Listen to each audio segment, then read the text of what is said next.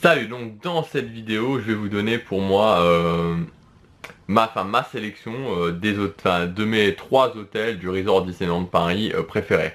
Donc euh, ça n'a pas été très compliqué en fait parce que je sais assez clairement quels sont mes hôtels préférés.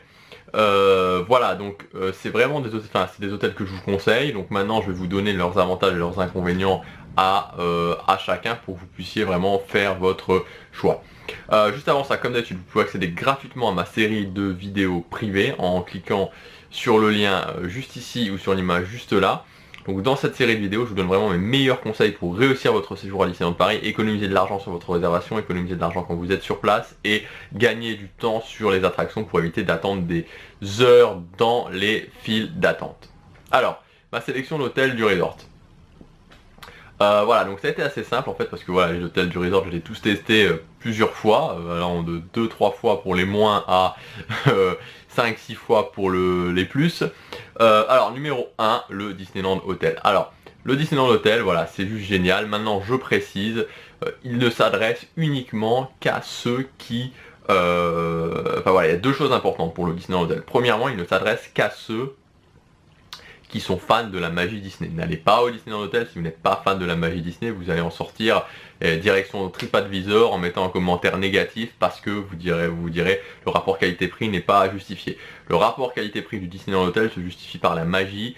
La magie, il faut vraiment la ressentir. Encore une fois, si vous vous baladez dans les allées de Main Street avec un air un petit peu juste content, voilà, comme moi, de vous balader dans les allées de Main Street en étant un petit peu dans cette sorte de bulle de magie de Disneyland Paris, et que vous rentrez dans le Disneyland Hotel, vous avez l'impression d'être au paradis quasiment, voilà, c'est fait pour vous. À ce moment-là, le Disneyland Hotel est fait pour vous. Sinon, vous pouvez passer votre chemin, enfin voilà, vous pouvez le tester, mais c'est à vos risques et périls.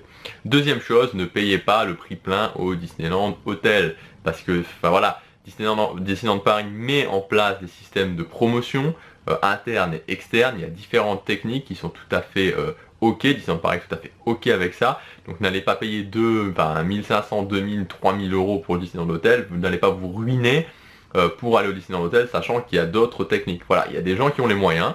Et croyez-moi, il y en a beaucoup, parce que, encore une fois, là, il y a quelques jours, j'avais mis un post Facebook sur les prix des repas du Disneyland Hotel. Et c'est vrai que quand on voit les prix, on peut se dire, bah, il ne doit pas y avoir beaucoup de monde. Mais si, c'est plein, c'est plein. Donc il y a des gens qui ont les moyens de le faire. Donc voilà, c'est très bien. Moi je suis très content pour les gens qui ont beaucoup de moyens et qui peuvent se permettre ça. Mais en même temps, ce que je veux dire, c'est que voilà, si vous n'avez pas beaucoup de moyens et si vous êtes fan de la magie Disney, voilà, n'hésitez pas à profiter des promotions plutôt que de vraiment exploser votre portefeuille. Moi je l'ai eu fait. Voilà, et après quelque part on le regrette un petit peu parce qu'on sait que c'est pas raisonnable. Donc autant profiter des systèmes que Disneyland Paris met en place. Voilà, ceci mis à part, si vous respectez bien ces deux conditions là, et clairement le Disneyland Hotel est pour moi et pour tous les fans de magie l'hôtel numéro 1 incontestable à Disneyland Paris. Numéro 2 pour moi, c'est le Newport Bay Club. Alors c'était déjà le cas avant et ça va être encore plus le cas maintenant qu'il va être qu'il a été entièrement refait. Alors c'est pas tout à fait terminé. D'ailleurs il va passer en 4 clés, donc c'est-à-dire qu'il va être l'équivalent du New York. Et voilà, donc le Newport Bay Club, donc on peut s'attendre évidemment à une augmentation des prix, je pense, une augmentation des prix. Enfin, quoique en fait, parce que je suis en train de me dire en disant ça, je suis en train de réfléchir que le New York est pas fondamentalement beaucoup plus cher que le Newport Bay Club déjà. Enfin ça dépend des moments, mais voilà, donc le Newport Bay Club, voilà, moi j'adore cette ambiance un petit peu, voilà, clairement, enfin maintenant c'est clairement cette ambiance bateau, voilà, le Newport Bay Club, je suis assez fan. Alors la seule chose que, en fait, je sais pas, non, il y a pas j'ai pas grand chose à reprocher au Newport Bay Club, si, j'ai deux choses, une chose principale à reprocher au Newport Bay Club, c'est son petit déjeuner. Alors je sais pas si ça a changé, si ça va changer. Je pense pas en fait que ça ait changé. Non, ça ne changera pas d'ailleurs. Je suis en train de réfléchir que je dis une bêtise hein, parce qu'ils n'ont pas changé la salle du petit déjeuner. Donc il y a une énorme salle au petit déjeuner et voilà, quelque part, c'est un petit peu trop grand et je trouve que pour un hôtel 4 clés, ça va être un petit peu moyen.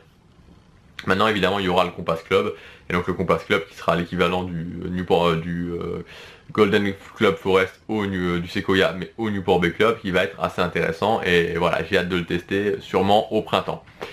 Voilà, donc voilà, le Newport Bay Club, et la deuxième chose, alors là c'est un détail, c'est que l'hôtel est très grand, alors des fois on peut passer, moi je me souviens une fois j'étais dans une aile, mais vraiment côté lac en fait, et j'étais côté lac, et quand on passait, je passais devant notre chambre en rentrant, et voilà, quand des fois vous en avez pour 10 minutes clairement de l'ascenseur à votre chambre, quoi. Voilà, c'est un petit détail, mais bon, voilà, c'est un peu loin en distance et un petit peu loin, vous pouvez être un petit peu loin quand vous êtes dans l'hôtel.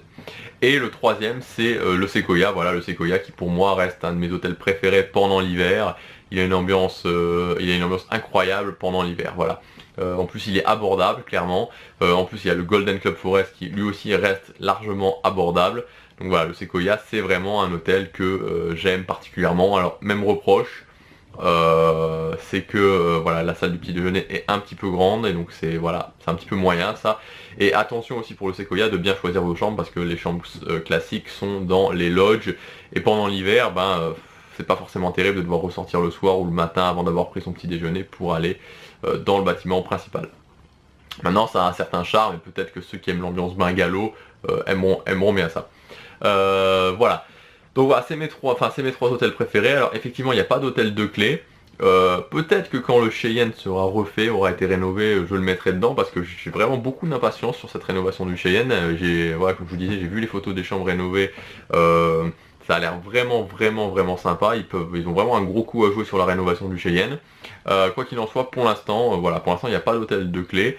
Et en fait, quand on a des réductions, quand on a les techniques pour avoir les réductions, clairement, c'est pas beaucoup plus cher d'aller dans un hôtel 3 clés que dans un hôtel 2 clés. J'en avais déjà parlé dans une autre vidéo.